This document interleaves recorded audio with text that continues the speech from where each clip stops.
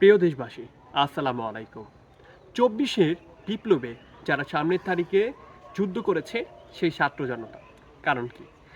এই ছাত্র জনতা এমন একটা বাংলাদেশ চেয়েছিল যে বাংলাদেশ হবে বৈষম্যহীন বাংলাদেশ, যে বাংলাদেশের প্রত্যেকটা সাধারণ মানুষ সমান অধিকার পাবে। যে বাংলাদেশের রাষ্ট্র কাঠামো সংস্কার করা হবে, সংবিধান, পুলিশ এবং বিভিন্ন বিচার ব্যবস্থার সংস্কার করা হবে, মিডিয়া সংস্কার করা হবে। যে বাংলাদেশের একটা সুশাসন বয়ে আসবে। তো তেমন এক বাংলাদেশের স্বপ্ন দেখেছেন শহীদ রাষ্ট্রপতি জিয়াউর রহমান, তার উত্তরসূরি দেশনায়ক তারেক রহমান। আগামীর বাংলাদেশের প্রধানমন্ত্রী হতে পারলে তিনি এই ২৪-এর এই চেতনাকে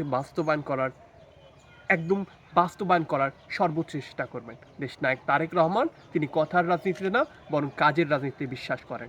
কারণ তার ধমনীতে রয়েছে শহীদ রাষ্ট্রপতি জিয়াউর রহমান এবং দেশনেত্রী বেগম খালেদা জিয়ার রক্ত, যারা কখনোই দেশের সাথে কোথাও বেইমানি করেনি, বরং দেশের সাথে কোথাও অন্যায় করেনি।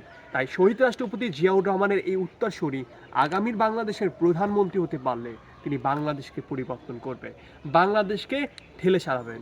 বাংলাদেশের এই ফ্যাসিস্ট আমলে যে ব্যবস্থাগুলো ধ্বংস করা হয়েছে সেই ব্যবস্থাগুলো সংস্কার করবেন এবং জুলাই আন্দোলনের স্পিরিটকে ধারণ করে, মুক্তিযুদ্ধের চেতনাকে বিশ্বাস করে সেই স্বপ্নগুলোকে বাস্তবায়ন করবেন। বাংলাদেশকে করবে দরিদ্রমুক্ত এক সোনার বাংলাদেশ, যে বাংলাদেশ বিশ্বের বুকে মাথা উঁচু করে দাঁড়াবে, যে বাংলাদেশের মূল মন্ত্র হবে দিল্লি নয়, পিন্ডি নয়, নয় কোনো দেশ, সবার আগে বাংলাদেশ, সবার আগে বাংলাদেশ। তাই আপনার জীবনের মূল্যবান ভোটটি ধানের শীষে দিন। ধানের শীষে ভোট দিয়ে ২৪-এর চেতনাকে বাস্তবায়ন করার এবং জুলাই সনদকে বাস্তবায়ন করার সুযোগ দিন। অসংখ্য ধন্যবাদ।